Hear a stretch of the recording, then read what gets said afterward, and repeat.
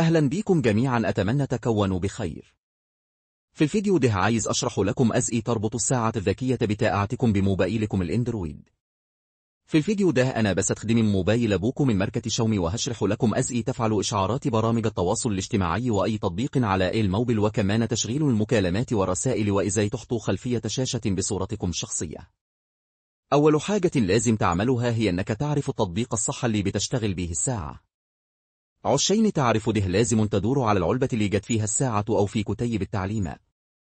لو ملقتهوش هناك دور على كود QR في الساعة نفسها، وده هتلقيه في قائمة الإعدادات أو في أيقونة في القائمة الرئيسية. الكود ده هتعمله سكان بكاميرا الموبايل، وتفتح اللينك اللي هيظهر لك عشان تحمل التطبيق زي ما بوريكم في الفيديو ده.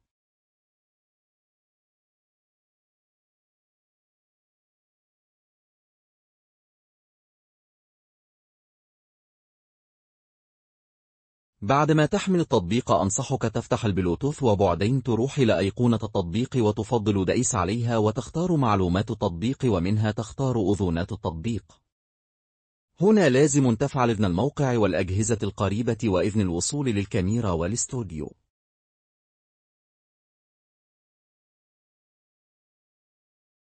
في أغلب الحالات التطبيق هيطلب منك توافق على شروط الاستخدام وتعمل حساب مستخدم، وده بيعتمد على نوع التطبيق اللي بتستخدمه ساعتك. دلوقتي ادخل على التطبيق وروحي لاختيار الإعدادات ودور على كلمة ربط أو إيجاد الساعة الذكية ودوس عليها. هيبدأ يدور على ساعتك، ولو لسبب ما مظهرت في القائمة تأكد أن الساعة مش مربوطة بجهاز تاني، وجرب تعمل لها إعادة ضبط مصنع أو ريستارت من إعدادات الساعة نفسها. أول ما تظهر في القائمة اربطها فورا.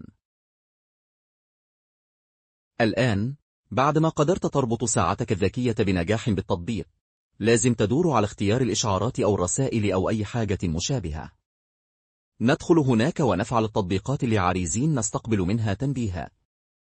لو لقي تطبيق متفعل جاهز، فعل واحد تاني يدوي، ده هيخلي رسالة تظهر لك بتطلب منك تفعيل الوصول للإشعارات للتطبيق اللي بتستخدمه ساعتك.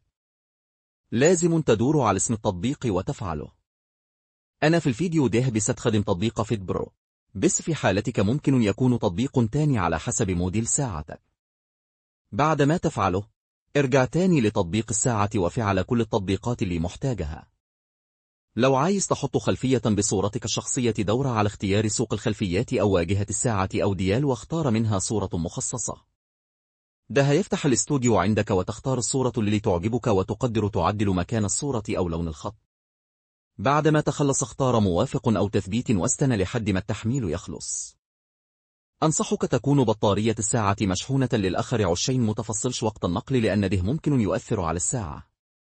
بعد الخطوات دي كل وظائف الساعة هتكون شغالة معك. لو الفيديو عجبك هكون شاكر جدا لو اشتركت في القناة وكتبت لي كومنت. تحياتي ليكم جميعا، ونتقابل في الفيديو اللي جاي.